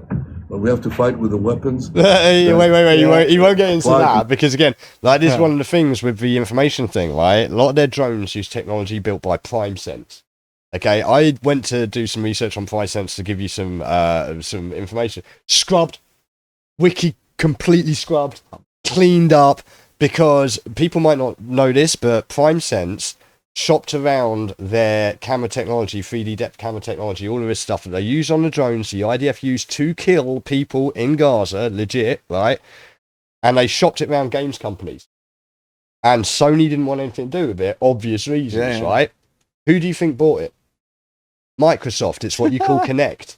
Not joking. If you've ever bought a Microsoft Kinect or an Xbox, you've directly funded this. You've directly funded this. I'm sorry to break it to you people, but you absolutely have. Okay? But like I say, trying to find PrimeSense now, you'll just find out that they specifically made cameras for the gaming. That wasn't it at all. They were a private military, like making stuff for the IDF. Battlefields in which we're engaged. And the most important ones are social media. And the most important purchase that is going on right now is Class. TikTok. Number one. And I hope it goes through because it can be consequential. And the other one, what's the other one that's most important? X. That's very good. And, you know, so we have to talk to Elon. He's not an enemy. He's a friend. We should talk to him. That's quite important, If we can right? get those two things, we get a lot. And I could go on other things, but that's not the point. Who was speaking at the Tommy Robinson rally? Yes. Who said you fight or you die? Musk. We have to fight the fight. Okay? To take... I should also highlight, sorry, Musk is paying... Just to throw that in there, Musk is paying for Tommy Robinson's court case. Yep. Directed to our non-Jewish friends, or those who could be our Jewish our friends. Are we going to succeed with everyone? No. Will there be a strong counterpoint? Yes. So just imagine, as Khalid says, I want you to just imagine if the Chinese President Xi Jinping met up with U.S. influencers to discuss how to capture the American mind to support China. There's nothing normal about what he just... Nothing normal about that, is there? Okay, I mean, let's be very honest about that. What did you just hear? Tell me what you just heard in your own words. Like, what did you take from that video? They totally want to support it, don't they? So Larry Ellison bought TikTok. Yeah. Biggest funder of the IDF. Great friends with Bibi. Yeah. And within hours, I should have got the clip. There was a pair of influencers that were paid like $7,000 each to start walking down the street, filming, and they're totally, yeah, one of them's like totally gay black guy with blonde hair, because that's not totally a cliche. Compulsory. Yeah. And like they're just banging on about like, oh, who would accuse like this and that, and who would like say genocide? And like, at one point, they literally say, Jews own most of the media, so you best get used to it. And again, what we just watched there, and those comments from the influencers that were paid to them, again by ADL standards, is that not anti-Semitic? Yeah. What even BB is suggesting? Yeah. We've got to get TikTok. We've got to use the power of our influence of media. Are we hearing worrying simile of a particular group of people having a disproportionate control over a certain? Yeah. Again, tell me you are doing something without telling me you're doing something. Except he's not. He's actually now given up, and he's now just straight up telling you what the fuck they are doing. Exactly. It's insane behaviour. It worked before, didn't it? Of course. Yeah. But there you are. He's bragging about it because Larry Ellison's bought TikTok, and they've shut that down. Like, it's all going, pro-Zionism, and again, let's be very clear here. Again, this is not Jewishness. This is Zionism. There is a very clear definition down the line there, right? Bear in mind as well, I do have Jewish heritage, right? So it's not in my interest to be in any way anti-Semitic, right? This is interesting because he's acquired TikTok, and they're going after X. They said Elon's a friend, and he's right behind Tommy, right? And this is also within weeks, incidentally, of Jared Kushner, sat right next to BB there, who's just partially acquired EA Games. Right, Electronic Arts. You know who they are, right? Big games, right?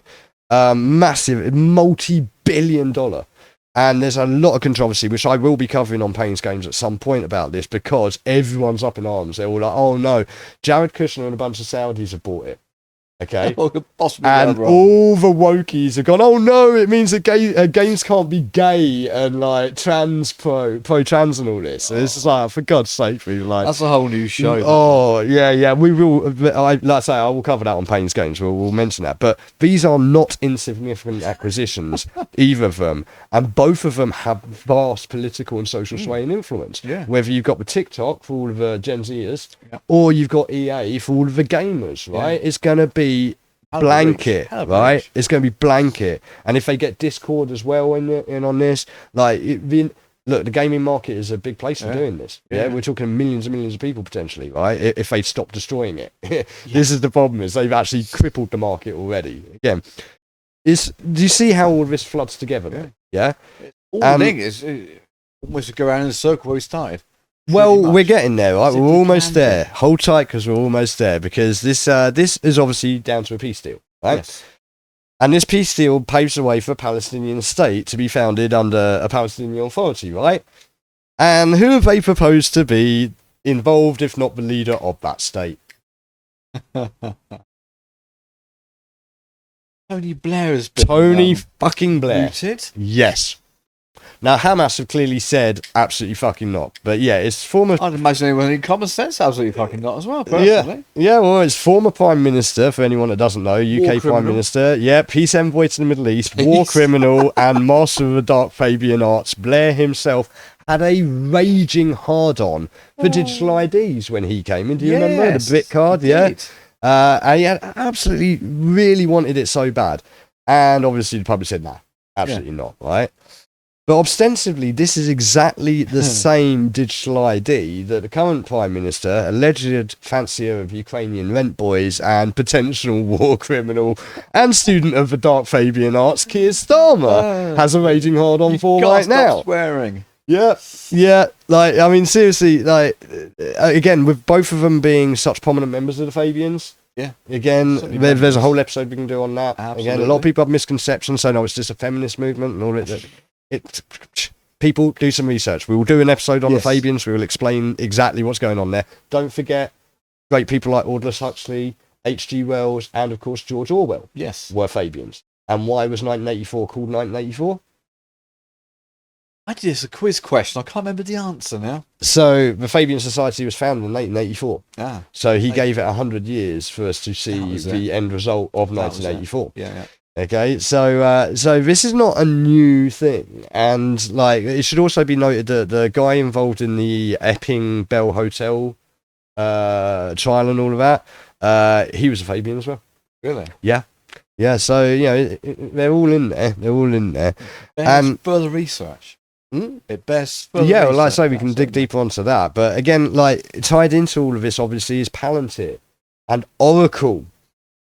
Was owned by Larry Ellison, right? Yeah, it all links up. And they want our NHS data for the digital ID because Larry Ellison himself, I wish I'd grabbed this clip. Go look it up. He sat there talking to Tony Blair about how they need that NHS data because we have the richest data on our people in this country anywhere in the world. They can keep it secure as well, can't they? Well, as has been proven by the Discord hack and the .gov hack this week, no, absolutely not. Like straight away, and the post office scandal, the NHS scandal. Yeah. You know, like again, 100% people. I will tell you this from a position of authority, having been involved in telecommunications and in computers, internet, and all sorts of stuff over the years.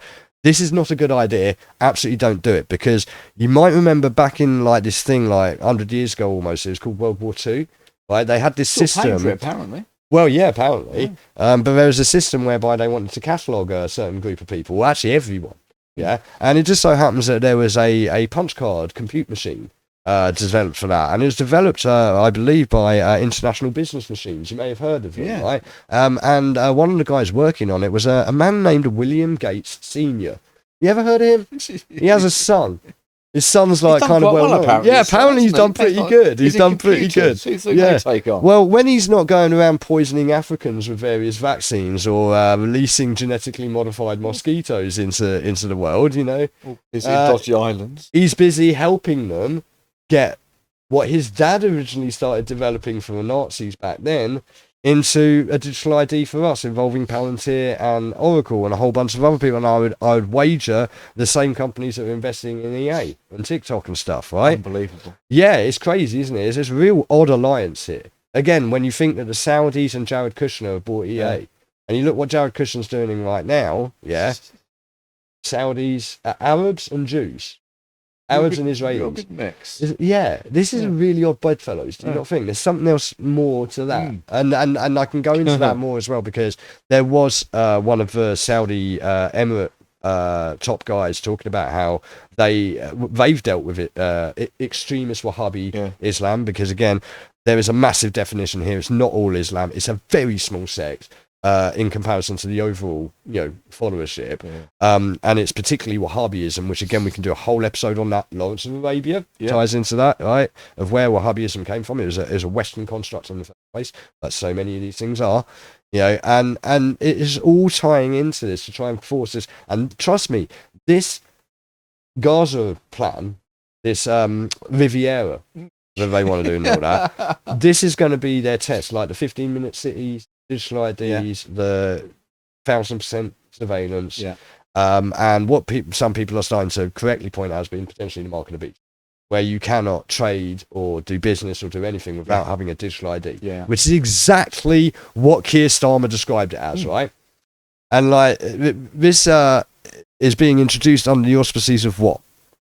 To combat the unchecked flood of undocumented migrants into this country. And as we all know, when you have an amnesty in this country, bringing your guns, your weapons, your knives, you don't get the illegal ones, do you? You get the ones, Well, again, thing. digital ID, right? Well, in talking about this, they were saying about crack. Was it Shabadabadabra Mahmoud? Yes. Yeah, our new extremist, blooming lunatic, right, was saying how, we'll check their phones when they come in.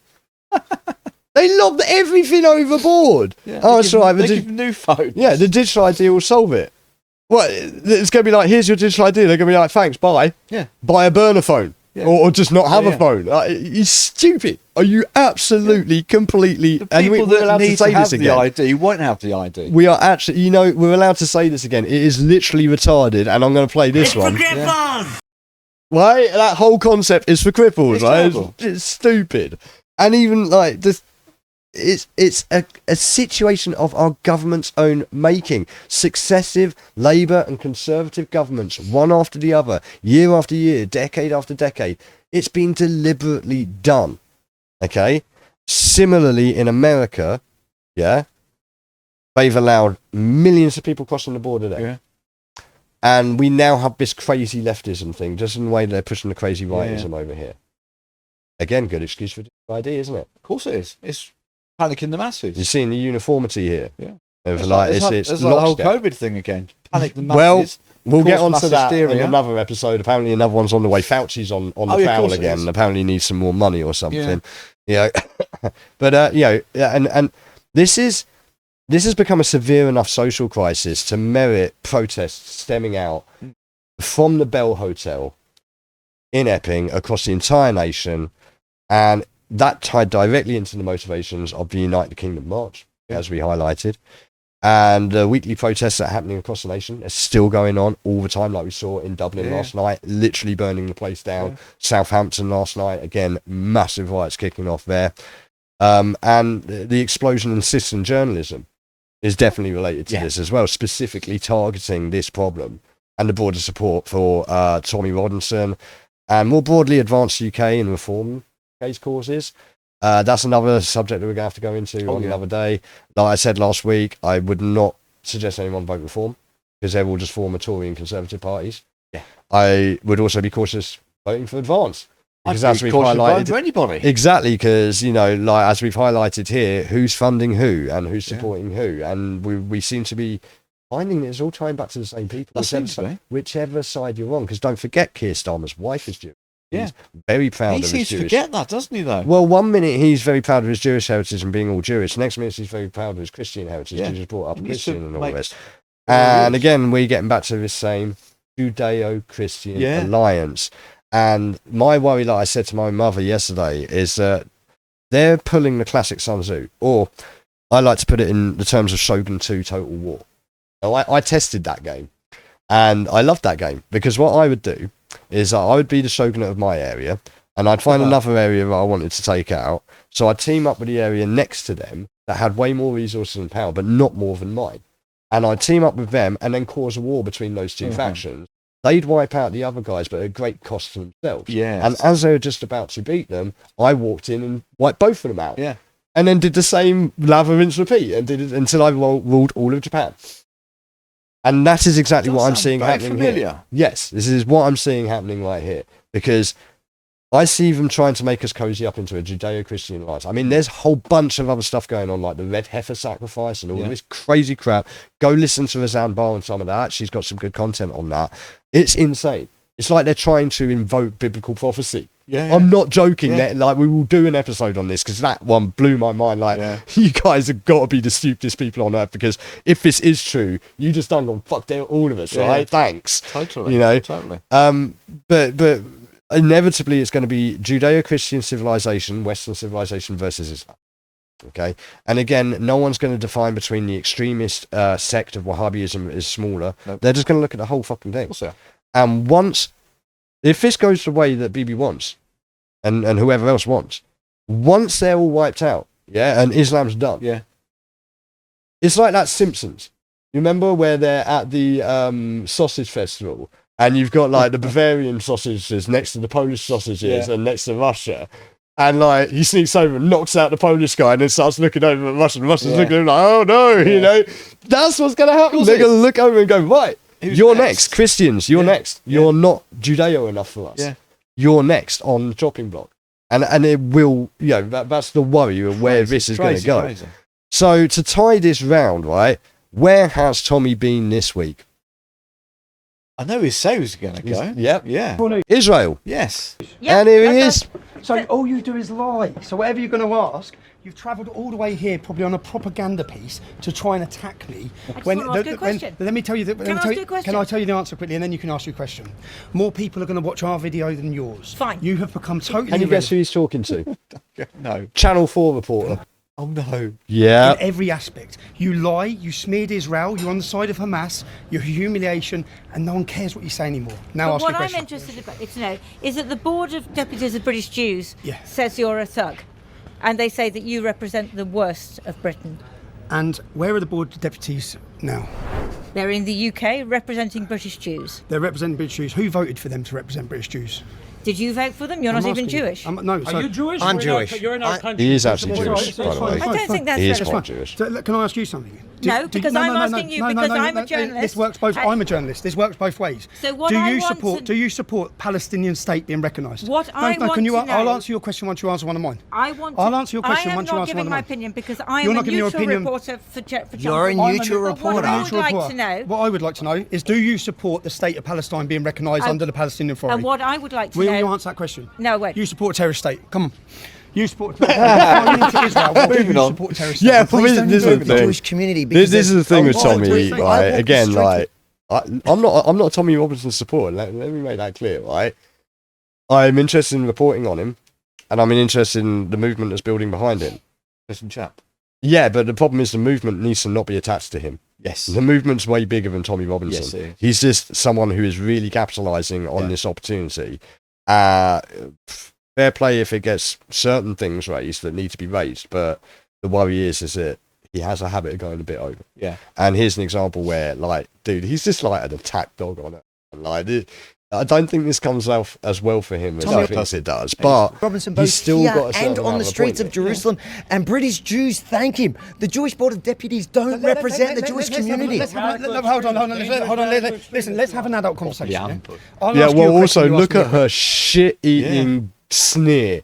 Yeah. That, like, you are nothing. lowest of I the am low. Channel 4. Yeah. I am everything. You're a journalist. I'm a journalist. I'll answer any question you want. The okay? Board of British, Okay, British Board of Deputy British Jews Deputies. says you're not a journalist. They say you're a thug who Have- okay, represents okay. the worst of Britain. That's what they say. So I'm asking you Okay. to respond to that I'll allegation. respond to that. Have you watched any of the content I've produced since I've been in Israel? I have, yes. And is it good journalism? What about the interview with Thomas Hand? I don't know. Yeah. Yeah, she hasn't watched shit. She hasn't watched nothing. I haven't even watched any of it. I No, have haven't, seen many yeah, actually, interviews but- with her. And I, No. But what I'm asking You're dodging the question. is why. Answer the question. So You're saying do I'm you not a consider- journalist. so You're you saying are I'm not a considered- journalist. In the UK, you Do are you call considered a this far-right journalism? activist. Okay. Do you call this journalism? Have you come here and spoke to any second or third generation Muslims who live in the state of Israel and asked them about Israel? Have you?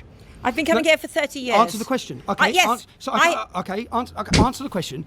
Do you recognise the British government recognising a Palestinian state under the Palestinian Authority? Do you? I have reported it Oh, because no, I have don't have reported reported it it. No, for don't- 30 years I'm asking you a without question. ever Do you giving support my it? opinion. What's your opinion? I'm not giving my Why opinion. not? Because I am a journalist who's been reporting So shall I answer? from here. Shall I answer this? I'm not giving my opinion. Now, look, I'm just very going to happy pause to for a give- second there, right? Like, do you see what she's doing? Politicians answering the bloody questions that they normally don't do. Honestly, the way I'm looking at it, right? The way I took that. She's not giving her opinion because she's a journalist, and journalists are supposed to be objective, right? Yeah. Show me one objective journalist. Come on. Oh. Look, I'm not going to pretend that I'm objective. I try to be as much as possible. can't be. I look at the facts as they're presented to me, or the evidence is presented to me, and I try to discern the facts and the truth from that evidence. Because facts and truth are obviously different things, right? With an absence of facts, we cannot get to the truth. Yeah. Which is again why this is called factual vacuum, living in a post-truth Yeah. society, right? And that hurt there, like, that is literally, again, just saying, I'm a journalist who's paid by the government to say what the fuck I'm told to say. Yeah. She's as much of a bitch I'm as not paid to have an Jared opinion. Kushner's dog. Yeah. Yeah? Like, Bibi is exactly the same position as her. opinion about Tommy Robinson. So let me give you a message to the Board of Deputies, Jews. You do not represent the British Jewish community. You have stood with a two-state solution. You can't have a two-state solution with terrorists or jihadists. I don't support that. I'm a Zionist. I believe in a homeland for the Jewish people. There's 55 Islamic nations. Again, important fact. Okay? I'm a Zionist. Again, these are things to... When watching things, this is one of the things I tend to try and do, is pick out things kind of important. Yeah. It might just slip by in partial conversation or, medial conversation, but these are important factors to bear in mind. He's admitting he is a Zionist. He's straight on board with all this. Have one. This is their homeland. Historically, biblically, it's their land. Okay, there's no argument about it. I don't support Hamas. I'm totally opposed by Hamas. You have travelled here. He's totally opposed by Hamas. No. He's totally opposed to Hamas. Right, yeah. And I'll also clarify again as well, there's no justification for terrorist attacks that happen. But let me make this clear. No one is the right people in this situation. Neither Hamas nor freaking Israel, right? They're both as bad as each other, especially when you take into account Hamas was funded by Israel and Netanyahu. And we were this close before. Do you remember when we were this close before? Yitzhak Rabin? Yeah? Anyone remember Yitzhak Rabin? I remember Yitzhak Rabin. I remember him sealing the deal with Yasser Arafat. Yeah. Over 2 days before or something like that, wasn't it? Yeah. And he was murdered. And who was he murdered by? A group including Ben Gvir, who is the current, I think, Secretary of State for Bibi Netanyahu. He's in government right now. Hey, he got what he wanted in the end, didn't he? Didn't he just? Right? Your time. This is what you call journalism. Yeah, and I mean, now we're talking about peace and all of this. It's like, bro, you're the guy that stopped peace by murdering Yitzhak Rabin. Yeah. What the hell, man? Leave it. What I done in South Tel Aviv. Do you want to know what journalism is? What I done at the Nova Festival. Do you want to know what journalism is? What I've done since I've been here. And I guarantee you, British Jews and Jews around the world will watch my journalism and they'll applaud it, and they're going to watch your journalism and be ashamed of it. That's the reality. Man, the Jews are going to cheer for me, man. All the Jews are going to cheer for me. Say you've been a journalist for 30 years. How many people are watching your journalism? You don't understand it yet, but you are literally like dying with a terminal illness. You are finished. No one cares about the mainstream. That's kind of harsh, man, because she kind of looks like it. We are now the media. Now, you don't like that. I understand that. And that's why your producers and the government, they want you to fly here and they want you to come here and attack us. But what you don't understand is when you come here to attack us like this, more people are going to support us. People hate you. They've had enough of your lies.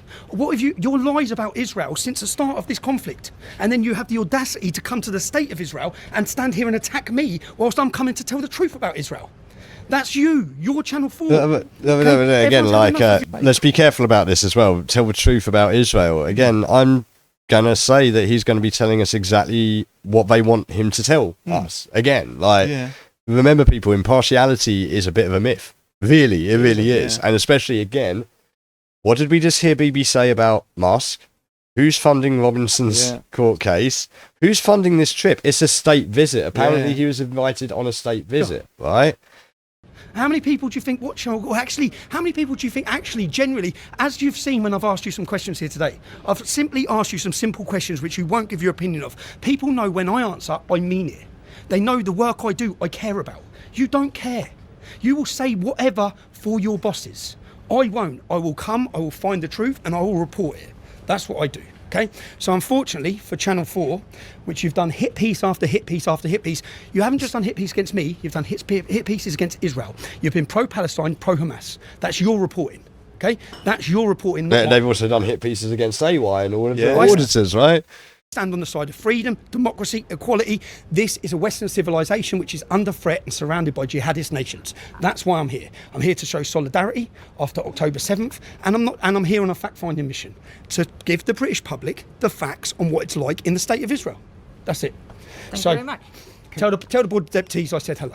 Can you Channel 4, isn't that the one that the Pakistani woman, Bushra, whatever her name is, the one on she was on that I Channel know 4, who he's talking about here, but I think this is like some show on Channel 4, I'm pretty sure, is it not? Do you know who I'm talking about, Bushra? I know who you're talking about. I don't watch Channel 4. She was Channel 4. I just want, do you know that? What's her name? Let's look at it's funny because I just wonder if you ever confronted her. She's been No, she hasn't. She's going to come back for more, bro. The deputies support the Islamophobia bill being passed. Yeah, the Board of Deputies are on record trying to pass the Islamophobia bill. If the Islamophobia bill was important, right, and this is another thing that we could extend this whole investigation into, but not for now. But Again, ties into it. Yeah, look, digital ID, anti-Islamophobia bill, it's all tied in. It would make it illegal to tell the truth about Hamas, what happened on October 7th, and about Islamic rape gangs. That's the border deputies. What do you think about the Islamophobia bill? Do you think we should have an Islamophobia bill which makes it illegal to criticise Islam? I don't report Britain. No, I'm asking. I report from Israel. You report from Israel. Okay, so you report from Israel. So do you think that we should recognise a Palestinian state under the control of the Palestinian Authority? Simple question, yes or no? I'm not going to answer it because I'm a journalist who doesn't give my opinion, unlike you. I'm a journalist who reports objectively. Reports objectively. You call this objective? Again, like, you can have an opinion. Yeah. You're not reporting right now, are you? No. You're kind of off the clock, right? Exactly. This guy's harassing you in your free time, right? Answer the damn question. Why be so diversionary or evasive about it unless you're hiding something?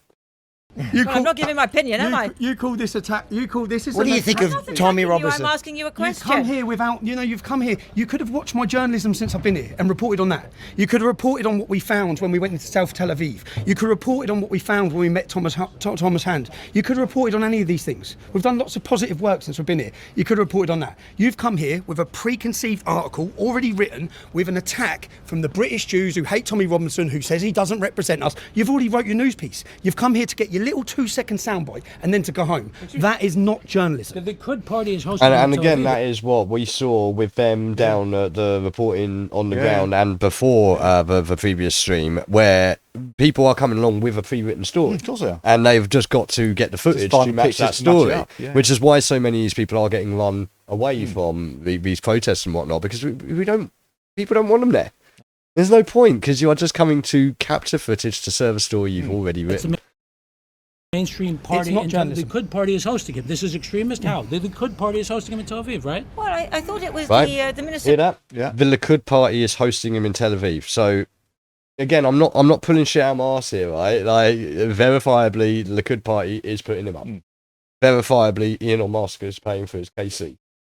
Okay, I think we're establishing some links here. Absolutely. Mr. Chicken. No, tonight's show. Tonight's event is a Likud party. The invitation is It doesn't matter. You Likud is the didn't bother to mainstream check governing that. party, correct? Yes. It's the governing party. So yes. Likud, I'm sorry. So Likud Tel Aviv is hosting him. This sounds pretty mainstream in the center of Israel. The point is, you've come here with a preconceived article already written to get a sound point as an attack, as a headline, to say that attack me from mainstream establishment organisations who are not working on behalf of the British Jews. With respect. Yes. You don't know why I've come here, and I have been coming here for 30 years, Yes. and you are a very small story in a much bigger story. But here you are, though. There you go. There's where that shit-eating grin comes from, right? I'm bigger than you. Yeah. And you're nothing. That is correct, yes. And here you are working for Channel 4. Thank you. And more people will watch my live stream. The than Jewish your Board of program. Thank you very much. why do the Jewish Board of Deputies get to define who's a journalist? Since when did And I are they think that's any- a very valid question, right? It really is. And again, people need do you know what they're talking about here? The British Board of Deputies, right? Yeah. Who do you think they're really tied into? Dread to think. Well, it'd be the Council of Christians and Jews, wouldn't it? Of course it would. Yeah. Are we seeing a pattern here? Definitely. And who was a member of the Council of Christians and Jews? Elizabeth Maxwell and George Farmer. Yes. Which brings us back to Candace, right? the sort of authority that you take him seriously? Like if somebody doesn't call you a journalist, is that automatically a question for you to That's ask? what I said. But You anyway, asked him. go You, ahead. you said Go you said the Jewish Board of Deputies says you're not a journalist. No, what would your I response said be? they said he was a thug. And you said he's not a journalist. People are watching this live. There's thousands watching live. That's what you said. You said that they said he's not a journalist. Why do they get to define who's a journalist? They don't speak for Jews. Secondly, I don't speak for journalists. But now you're denying saying it. So hold up, rewind selector. Board of British Deputy Jews says you're not a journalist. They say you're a thug. You've come here to do a news piece, but you have watched my footage since I've been in Israel. And now she's denying saying And it. is that journalism? You're a journalist. Is it journalism? You must be able to answer that without an opinion. Is it journalism? Is your journalism? Is that what you're asking? Well, you just said I'm not a journalist. I'm no, asking you. I said the British Board of Deputies said that you were a thug, and they said you represented the worst of Britain. You said That I'm is not a what journalist. they said. You said I'm not a journalist. You're an activist. Is that correct? No, I'm a journalist. So You're the you're activist. not an activist. No, you're the activist. Oh, I'm an activist. Channel 4 are the So activists. you don't think you're an activist? So Channel 4 on behalf of the government, right? Okay. You're funded by the government, right? No. Yeah, the Channel 4 take government money. No, we don't. Channel 4 no, take government no, money. that's not true. No. So who funds you? And he's wrong. He is wrong. Channel 4 do not take government. Well, at least not directly. Okay, they don't directly take government money. Okay, but they are a advertising funded space. So Advertising funds. Advertising. There's no government money for Channel but again, that doesn't help because who's funding? Yeah, again, exactly, the advertising, right? Like again, this is where we go back. You remember how I keep saying, like, we're going to miss Ted Turner. Yeah, because you need magnets to own things to advertise. Yeah. Like, and really, Ted Turner wasn't actually that bad now, was he, compared to all this? No. Yeah, he's a philanderer, sure. His wrestling was shit, sure. But like the dude was at least a stopgap against what we have now. Yeah. And without him, but like I say, people are going to call me crazy, but the longer Ted's gone, the more you're going to miss him. It's advertising. So you're here. In fact, I think that's what he said to Farrah Fawcett Majors. I'm here on behalf of Channel 4 You News. said I wasn't a journalist. I'm here on behalf of You Channel said I 4 wasn't News. a journalist. Come on, let's go. Let's go. Let's go to the real journalist. Let's go find the real journalist. So there you go. There he is. And that's Tommy in Israel taking on Channel 4, which I believe takes us all the way right back to where we started, right? In a big circle. So you can see what I'm getting at now, yeah? Crazy. Thoughts, opinions? Crazy. It's, the more you dig into it, the worse it does get.